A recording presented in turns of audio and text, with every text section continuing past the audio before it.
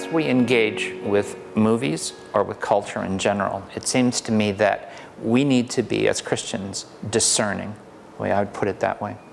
So if we watch a movie, we can ask a series of questions of ourselves that are simple enough to pass on to our children, and yet they're probing enough that they can be used on a graduate level of study in order to peel away the layers of meaning in whatever cultural artifact we're talking about.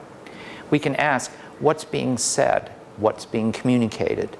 Are there messages or themes that are coming through? What is made to be attractive, and how is it made attractive?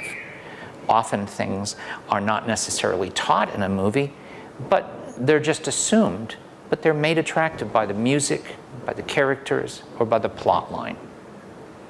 We can then go on to ask, where do we agree? Why? Where do we disagree?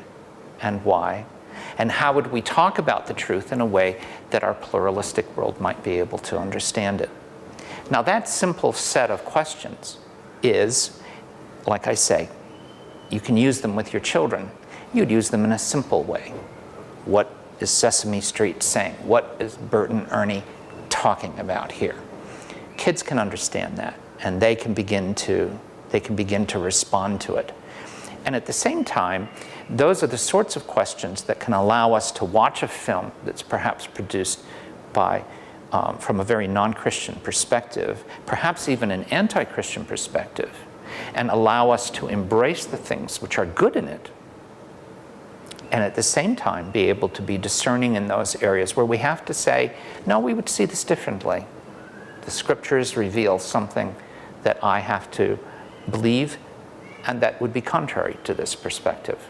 So it seems to me that we can use these questions as we watch movies, as we read Time magazine or Newsweek or any other news magazine or the newspaper.